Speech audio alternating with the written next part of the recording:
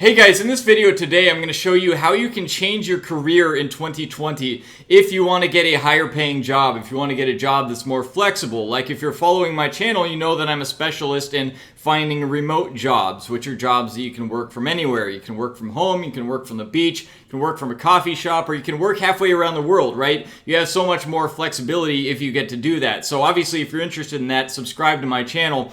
But what I'm going to show you how to do is transfer to a different career so you can have a career that supports whatever lifestyle you're looking for. Now, this is going to be a very generalized, kind of a quick and dirty summary, but these are going to be the steps that you need to take if you want to find a new career. And don't worry, I'm not going to tell you that you have to go back to college. Now, I mean, if you want to be a doctor or something where the certification is required by law, then maybe you'll have to go back to college. But for just about anything else, the information is available out there without you having to go to college. Now, there are three basic steps that you're going to have to take in order to remake yourself in order to have this new career. But before we jump into that, I want to give you a little disclaimer. And to illustrate that, I created this amazing drawing that you see before you here. You can take a moment to admire my paint skills here. But this little hill here, this is your current career. And the little guy on top of the hill is you. And what you're looking at is you want to be on top of the big hill. You want this new, better career. You want to be up here, right? So what it would be nice is if you could just go straight from here to there in a straight line, but life doesn't really work that way. And so what you're actually going to have to do is you're going to have to go down into the valley and then start hiking up to the new career. And what that means is that you might be comfortable up here, up on your little hill, but you're going to have to go through some discomfort before you get to the place that you want to be. And this is true for just about anything that you want to do in life. If you want to switch your situation, then you have to invest some time. You have to invest some money. You have to square with the fact that you're going from a place where you might be an expert at your current career, but you're going to go to a place where you're a newbie. You're an amateur at the new career, which might be uncomfortable. And so this is kind of illustrative of what my mentor calls the law of advancement, which is that if you want to go up, you first have to go down. Every time you want to go up, you have to go down first. And so if you're watching this video thinking I'm going to tell you how you can click a few buttons and double your salary, it doesn't quite work that way. You are going to have to put some time and effort into this. It's going to require you to go down before you go up. Okay, now let's jump right into the steps here. Step one is you want to figure out which career you want. And that sounds simple, but it is a little bit complicated. You got to figure out, first of all, what's going to meet your lifestyle goals. So you want to be very clear on what your lifestyle goals are. How do you want to live? And what salary, what kind of schedule, does it have to be a remote job? What kind of flexibility is going to give you that lifestyle that you're looking for. And then on the other hand, you got to figure out what can you contribute, right? What could you do that people would be willing to pay you that much for? So a really great way that I like to start with this, well, start out by listing your lifestyle requirements. What kind of salary do you want? Do you want it to be remote? What kind of schedule do you want it to be? Do you want it to be full-time, part-time, etc.? And then once you have a good idea of that, then you can go and actually explore what's out there. So I'm going to go over to a job board that I really like. It's called remote.co. This is a job board that's dedicated only to remote jobs, which if you're not familiar with remote jobs, that means they're jobs that you work from your computer and you can work from home or you can work from anywhere, basically. And so, you know, if you follow my channel, I talk about remote jobs a lot. So subscribe to my channel if you're interested in that. Anyway, so let's go to the remote jobs section, and I like this particular site because it lays out just kind of in a very broad view all the things that are available. So you could work in accounting and finance, you could work in customer service, data entry, design, developer, and so you can kind of just go through this at a glance and kind of note which ones jump out at you. Do you think that you could do accounting and finance? Do you think you could do customer service? Do you think that a customer service job would give you the lifestyle that you're looking for, etc.? And you're not going to know this right away, and that's okay, right? You have to do a little bit of further research, but you can figure out what kind of jobs are being hired for. Now, these are only remote jobs on this site, so if you're not looking for a remote job, then this might not be the best site for you to use. Of course, for all of these jobs that are remote, there are the same version where you can go into an office. But there's going to be some jobs that you won't find here. So if you want to be a pet sitter or you want to be a school teacher or something like that, chances are you're not going to find that here. Well, actually, school teacher there actually is moving remote. But some jobs, obviously, you're not going to find here. If you want to build stuff with your hands, you're not going to be able to do that as a remote job. So there's editing jobs, there's healthcare jobs, recruiter jobs. So let's take one of these just for example. Let's say that you love working with people and you think, I could be a recruiter. I could work for human resources. That would be a good job for me. So let's go into this category and take a look in a little bit more detail, see what there is. So head of people, recruiting lead, senior manager. And obviously, you're probably not going to want to apply for a senior position since this is going to be something new. You're just getting an idea of what's out there. So let's say corporate recruiter. That sounds like a pretty base level position. And we'll take a look at the job description and get an idea of what it's about. So let's take a look at this: essential duties and responsibilities. Screen resumes and coordinate interviews with job applicants and department personnel. Interview job candidates. Notifies non-selected applicants of hiring decisions, other duties as assigned. Okay, so that's pretty straightforward. So you ask yourself the question, do I think that I would enjoy doing that? Do I think that I could do that, first of all, and do I think that I would enjoy doing that as a job? If the answer is yes, you might want to check the salary, right? So the position is corporate recruiter. So let's go in Google and just search for corporate recruiter salary. This will just give us an idea of what the salary ranges are. So Glassdoor says it's 36K to 73K, that's a pretty wide range, right? But probably you're going to be closer to the 36K when you're just starting out, and as you get more experience, you're going to get closer to that 73K. And if you want to look on more detail, you can look at the Glassdoor here.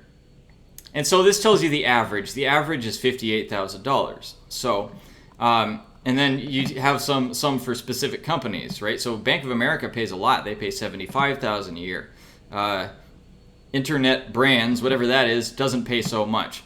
So this will give you an idea of whether or not the job title that you're looking into will be good enough for what you're looking for. So is $58,000, just to take the average one, is that going to give you the lifestyle that you have in mind? If the answer is yes, then that will bring us to step 2, which is learn the relevant skills. So what are the relevant skills? Well, right now we don't know. So we're going to go back to our job listings and get an idea of what they might be. So let's look. Skills. They're going to tell us right out what the relevant skills are. So knowledge of federal and state employment law, especially those pertaining to the interview and hiring process. Interpersonal and communication skills, organizational skills, ability to work effectively with all levels of employees and management. Okay, so they really, there's only one that's a specific. They give you a lot of fluff, right? Anybody can say they have strong interpersonal and communication skills. Anybody can say they have strong organizational skills. So I would kind of ignore those. Focus on this one, right? They want you to know the federal and state employment law. Now, chances are, looking at this, you have no notion of federal and state employment law whatsoever. That's okay. Don't let that intimidate you, right? We're just taking inventory of what skills you need, and then we are going to figure out how you can get those skills. That's the second step in the process. So let's take a look at more of this listing here. So experience sourcing on LinkedIn and other talent-rich portals. Okay, so there's another specific one. You should figure out how you can find people on LinkedIn, right? You should learn that, and this is something that you absolutely can learn. If you don't know already, you can learn. Next one, examples where you created innovative interview processes. Now again, chances are you have never created any innovative interview processes. That doesn't mean that you can't, right? you can come up with some innovative interview processes. So for example, let's say that you're interviewing a computer programmer. And so instead of just asking them questions, you come up with a simple program and you say, here's what I want a program to do. You stick a computer in front of them with a code window and ask them to code it for you in front of you, right? That would be an innovative interview process that I just came up with by myself right now. And you could come up with a giant list of those. And again, I'm not a recruiter. I've never been a recruiter. I have zero experience with recruiting. However, I came up with that just now, and you could come up with that kind of thing yourself. You could make a list of them, and then voila, you're qualified for that part of the position. Okay, an active network of potential candidates to reach out to when you begin. Okay, that's a little more difficult, but that's something that you could figure out on LinkedIn. The numbers to prove you have successfully recruited hundreds of candidates. Okay, this one you're probably not going to be able to do, right? This is looking for previous experience. Now, 2 comments on that. One, you don't have to have all of the experience that they ask for, right? When a company is asking for things in its job description, you don't have to know everything. Right? They're looking for the ideal candidate to fall from heaven that knows how to do everything, and chances are in the real world they're not going to be able to find that candidate. So if you don't meet all of the so-called requirements, then don't let that intimidate you. Now, point number 2 is that we're not even looking to apply to this particular job, right? We're just kind of going through and getting an idea of what skills and experience are necessary in this industry. So don't be put off by that. Okay, next point, excellent verbal and written communication skills. That's something that you're just going to demonstrate, basically. I wouldn't worry about it. You're going to demonstrate it with your resume, with your cover letter, in the interview, etc. And actually, I teach my students some pretty clever ways to make their application stand out, go above and beyond improving their communication skills, which is beyond the scope of this video, so I won't go over that here. Next one is highly poised with ability to effectively network and interface with all levels of management and leadership. Another one that's just kind of fluff. Top-notch organization skills. Okay, just fluff.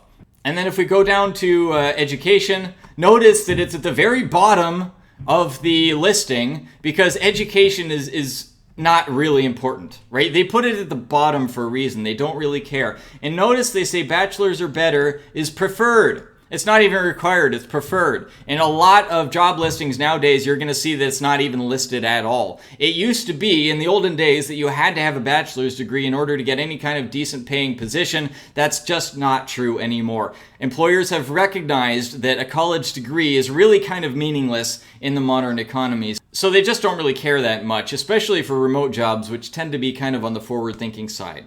Okay, so now we've got an idea of what skills and experience we're going to need. And by the way, if you're doing this, I would recommend that you do this with multiple job listings. Don't just do it with one job listing like I'm doing here. I'm only doing one for the sake of time, but you can do the same thing with a bunch of them and get an idea of what skills and experience are repeated between those job listings. So let's go through the specific skills that we found in here. So federal and state employment law. So if you don't know anything about federal and state employment law, you should learn a little bit about federal and state employment law. So let's look at Google and just say employment law basics. See what comes up here. So there is a beginner's guide to employment law. That sounds like a good place to start. And this is just an article, right? And so you can go through a few of these articles, and within probably a few hours, maybe a day, you can have a better idea of employment law than probably 99.9% of the population. And you never needed to go to college for this. Now, if you decide that perhaps you need a deeper level of understanding, then you could take a look, see if you could find a course, right? So Employment Law 101, that might be a course. Let's take a look at that. No, that's just an article. So let's see if we can find Employment Law course. All right, yeah, let's say online course. And I will skip the ads. Or how about this? Universalclass.com, online class for $80. That sounds pretty affordable. Let's take a look at that. Okay, and so basically there are a million different resources that you can do in order to learn about employment law. Now, this is going to take you some time. It's going to cost you some money. That's why I told you at the beginning that, you have to go down before you go up, right? If you want to get a higher paying career, you're going to have to put some effort. You're going to have to put some investment into it. But if you look at this, there's 7 hours of average time. I mean, it's less than one work day worth of work that you have to put into this, right? If you want to learn employment law. And most people do not have the initiative, do not have the drive to do that. So if you are one of the few that is willing to do that, then you're going to stand above all the other people that are trying to compete for the same positions. Now you can do the same thing for sourcing on LinkedIn. So let's say how to find job candidates on LinkedIn. And what do we find? Finding additional job candidates. How to use LinkedIn to find your next great employee. Search for candidates in Recruiter. How to use LinkedIn to find potential employees. Again, a gazillion resources right at your fingertips to learn exactly what you need to know to get this job. And if you don't want to read articles, you can watch videos, right? There's a bunch of videos that are on exactly the same thing. So you can learn everything that you need to know to get this career that you're trying to get. This is 2020. Everything's available online. You don't have to go to college for this stuff anymore. Okay, now step 3 is what I call practice, portfolio, experience. Now, what I mean by this is you're going to be in the situation where you've taught yourself these new skills. You've taught yourself this new knowledge that you didn't have before. So you have the skills and the knowledge to start working at a new job. However, you still have to convince somebody to hire you, right? You have to frame yourself as a person who is able to do this. And by just saying, I spent a few hours on the internet learning this information, that's not exactly the greatest pitch, and they're probably going to pass you up for somebody who is more experienced. So it's kind of a catch-22 that they want you to have experience in order to get the job, but you need the job to have the experience, right? So I'm going to show you a really great way to get around that. And that is that you actually do the things that you're learning on your own. So that's why I put practice, portfolio, and experience. What you're doing is you're practicing the skills. At the same time, you're building a portfolio that shows that you know how to do the skills, and at the same time, you are creating experience that if you're smart, you can figure out how to fit that experience into your resume in a way that makes it look like you have job experience. So here's an example to illustrate what I mean by that. Say that you work for a manufacturing company right now, and you're looking to get an HR job. A recruiter job like the one that we looked over. So what you could do, remember when it said that they want you to have come up with innovative hiring strategies in the past? What you can do, and this is super easy, anybody can do this. Get a pen and paper, come up with some innovative hiring strategies, and if you can't come up with any yourself, then Google it. Like literally type into Google innovative interview strategies, and then come up with a list of them. Then once you have a list of them, right, you have your practice, right? You have your practice because you came up with a list, because you've been using your creativity to come up with these ideas. And then you have a portfolio because you've written them down on a piece of paper, right? I mean, if you write them into a blog or a website, I mean, if you want to start a blog, right, that gives you a bunch of credibility right there. The HR recruiter experts blog, right? All of a sudden, you're the HR recruiter expert because you said that you were, and the title of the blog, right? And you have a portfolio that people can see that prove that you have the skills. And then experience, if you want experience, here's what you can do. Grab your piece of paper that you wrote down all your ideas, march into the HR office in your company, and give it to one of the recruiters. Just say, hey, here are a bunch of cool interview ideas that I had. I don't know if you'd be interested, but I want you to take a look and maybe it'll help you. right? Now, all of a sudden, you have experience with your current job doing exactly the skill that you've just learned to do, exactly the thing that the new job is looking for. So now, when you go to write your resume, under your experience, let's say you've been working at this manufacturing company for 5 years, one of the bullet points under that experience, you could say, came up with innovative hiring techniques, or innovative interview techniques, rather. So now you have 5 years experience of coming up with innovative interviewing techniques. You didn't say anything that wasn't true, and now all of a sudden you framed yourself on your resume as the person that these jobs are looking for, and as having quite a bit of experience in it. And then you just repeat the process for every new skill that you've learned. Come up with some way to get the practice, to get the portfolio, and to get the experience. And so that's pretty simple. Just about anybody can do it. You just have to be willing to think outside the box a little bit. You have to be willing to do things that other people are not doing.